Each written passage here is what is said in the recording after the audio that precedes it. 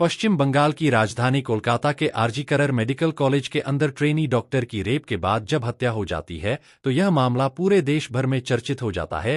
हर कोई इस विषय के बारे में जानने की कोशिश में है कि आखिरकार उस रात हुआ क्या था और कितने लोग इसमें शामिल थे। हालांकि सीबीआई की रिपोर्ट सामने आती है तो पता चलता है कि एक व्यक्ति है जिसका नाम संजय रॉय होता है, वही इस घटनाक्रम में शामिल होता है। साथ ही जो कॉलेज का प्रिंसिपल होता है जिसका नाम संदीप घोष होता है। लेकिन संदीप घोष के बारे में एक बात और जब पता चलती है तो और ज्यादा हैरानी होती है। दरअसल आरजी कर मेडिकल कॉलेज के पूर्व उपाधीक्षक अख्तर अली ने जब मीडिया को इंटरव्यू दिए तो इंटरव्यू में बताया कि यह जो संदीप घोष होते हैं यह बॉडियों की तस्करी करते हैं, यानी कि लाशों की तस्करी करते हैं। साथ ही इन्होंने जो ज्वाइन किया था इसी कॉलेज के अंदर जनवरी 2021 को ज्वाइन किया था। यह हर मामले में 20 पर कमीशन का तय हो जाता है और कम से कम इन पर ईडी की जांच होनी चाहिए और इसे पड़ताल करनी चाहिए कि आखिरकार इन्होंने कितनी वित्तीय गड़बड़ियां यहां पर की हैं। अब जैसे क्या संदीप घोष हो या फिर संजय रॉय हो, इनकी पोलोग्राफी के टेस्ट होने हैं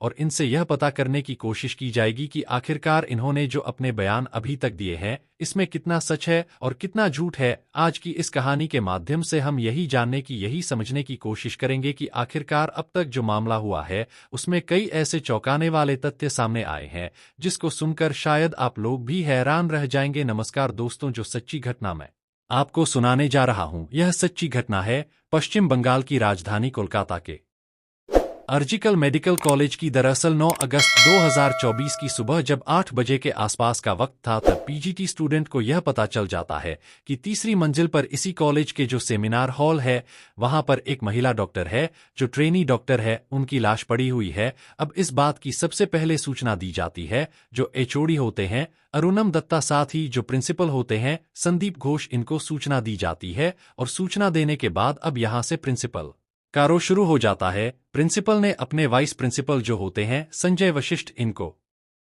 जानकारी देते हैं कि जितनी जल्दी हो सके सेमिनार हॉल में पहुंचो। साथ ही 4 और डॉक्टरों को यहां पर सूचना दी जाती है।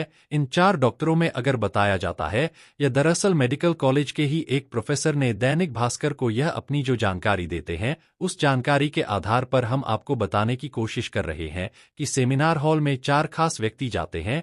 संदीप घोष के जो उस वक्त के प्रिंसिपल हुआ करते थे जिसके एक का नाम होता है सुमित कुमार दार और साथ ही दूसरे होते हैं तपोदय विश्वास और डॉक्टर सुशांता कुमार रॉय और डॉक्टर अबिग डे। अगर हम 2 शुरू वालों की बात करें जिसमें सुमित और तपोदय की बात करें तो यह जो इन व्यक्तियों के 2 जिम्मेदारी दी गई थी कि आपको यह जो घटनाक्रम हुआ है इसमें मीडिया, इसमें डॉक्टर, इसमें स्टूडेंट, इन सबको यह बताना है कि जो ट्रेनी डॉक्टर है इन्होंने अपनी जीवन लीला को समाप्त कर लिया है। कुछ इसी तरह से मीडिया को मैनेज करना है, डॉक्टरों को भी और ट्रेनी जो डॉक्टर होते हैं इनको भी मैनेज करना है।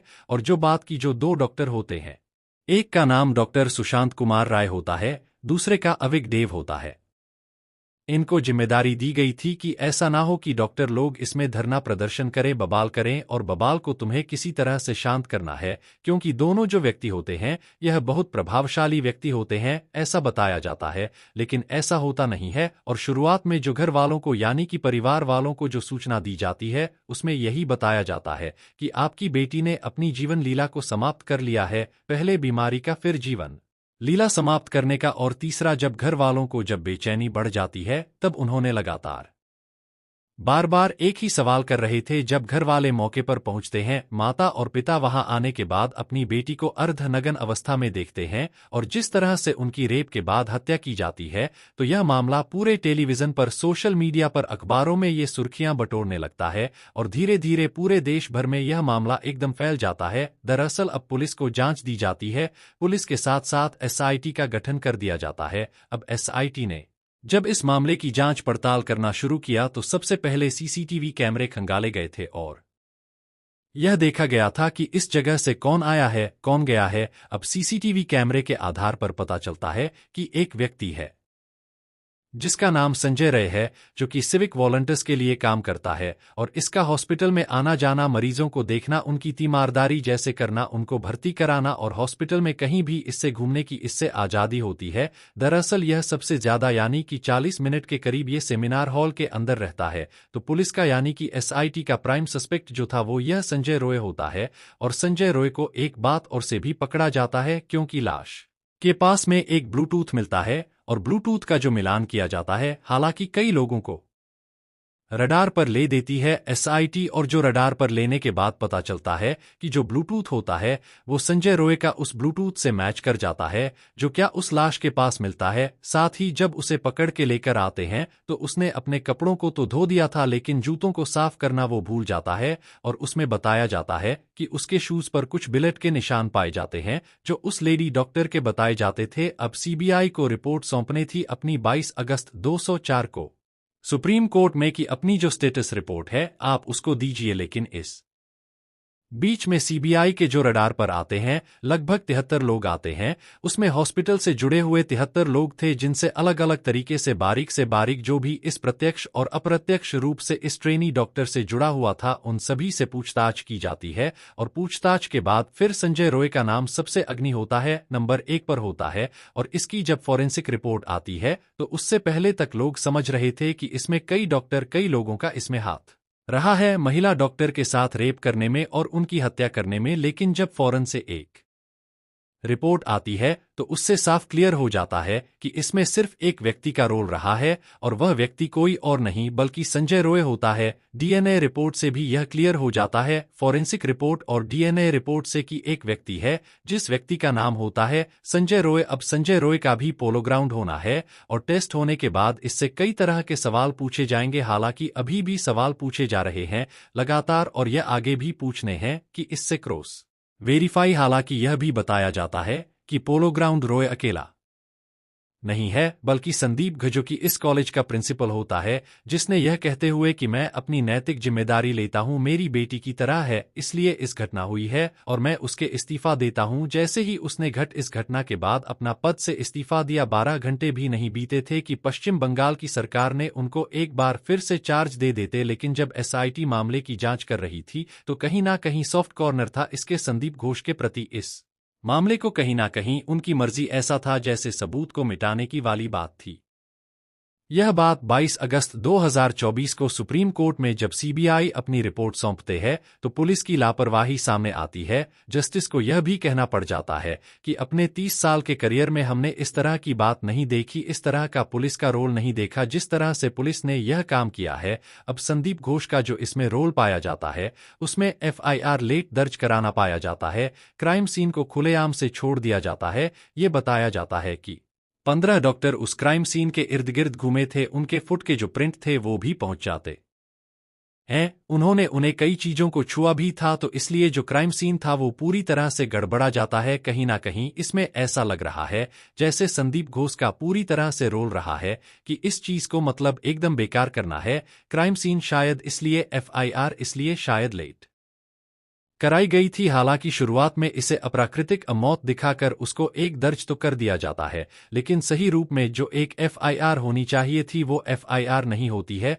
पोस्टमार्टम पहले करा दिया जाता है और परिवार वालों को गुमराह करने की एक सूचना दिलवाई जाती है कि तुम्हारी बेटी बीमार है। फिर उसने बताया जाता है कि तुम्हारी बेटी ने अपनी जीवन लीला को समाप्त कर लिया है। साथ ही आनन फानन में इसका जो शव होता है डॉक्टर का शव, उसका अंतिम संस्कार कर दिया जाता है। यानी कि इतनी जल्दी हो रही थी इस वाले मामले में कि जबक इसे प्रिजर्व करना चाहिए था इस लाश को, ताकि सीबीआई को इस डेड बॉडी से कोई और भी सबूत मिल सकते थे। लेकिन इतनी जल्दी डॉक्टर ने शायद इसमें रोल अदा किया कि बहुत जल्दी से जल्दी घर वालों को यह डेड बॉडी सुपुर्द कर दी, और सुपुर्द करने के बाद कहा कि इसमें अंतिम संस्कार कर तो। और इसमें डॉक्टर का ही रोल, यानी कि डॉक्टर संदीप घोष जो कि प्रिंसिपल रहा है इसके आरजी कर मेडिकल कॉलेज का, और कानून की तो इन्होंने बिल्कुल धज्जी उड़ा दी थी, इसलिए इन्हें भी रडार पर लिया गया है। हालांकि अभी तक बताया जाता है कि 88 घंटे से ज्यादा पूछताछ की गई है और बहुत सारे सवाल इनसे किए गए हैं। पोलोग्राउंड पूर्व उपाध्यक्ष जो इस आरजीकर कॉलेज के बताते हैं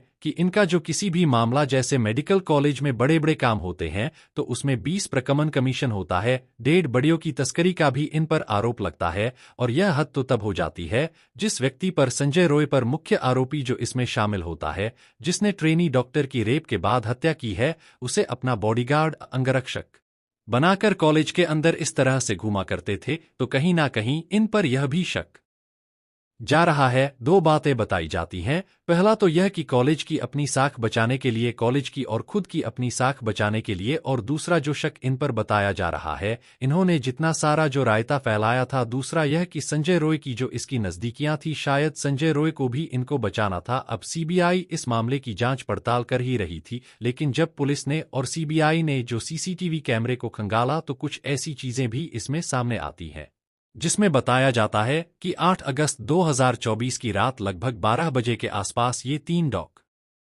होते हैं। ट्रेनी डॉक्टर जिसकी हत्या हो चुकी है, और एक और ट्रेनी डॉक्टर होती हैं, अर्का दूसरी ट्रेनी डॉक्टर होती हैं, सुमित्रा। इन तीनों ने बैठकर साथ साथ खाना खाया था। 12 बजे के आसपास बताया जाता है। कुछ देर के लिए ये सेमिनार हॉल में भी चले जाते हैं। उसके बाद फिर ये राउंड अप पर जाने के बाद फिर दोबारा से ये जब ये सेमिनार हॉल में जाती हैं, ट्रेनी डॉक्टर जिनकी हत्या कर दी जाती है, तो इसके बाद यहाँ हाउस स्टाफ होता है जो कि 3rd फ्लोर के उसी इलाके में, जिसका नाम गोला होता है, वह भी आसपास में घूम रहा था, और यह जरूर से ज्यादा घूम रहा था ऐसा बताया जाता है। इससे पहले शायद इतना नहीं घूम रहा था, घूमता है। और इसमें सोदी है, एक इंटर्न करने वाला एक डॉक्टर होता है। यह बताया जाता है कि यह सबसे लास्ट टाइम ट्रेनी डॉक्टर से बातचीत भी करता है। आखिरकार इन चारों की ट्रेनिंग डॉक्टर से क्या बातचीत हुई थी, वह क्यों वहां पर जो एक कर्मचारी होता है हाउस स्टाफ, वो क्यों घूम रहा था, इन चारों को भी रडार पे लिया गया है। जिसमें क्या अर्का होती हैं, सुमित्रा होती हैं, गोला होता है, साथ ही सोबदे जो इंटर्नशिप कर रहा है, वो चारों व्यक्ति।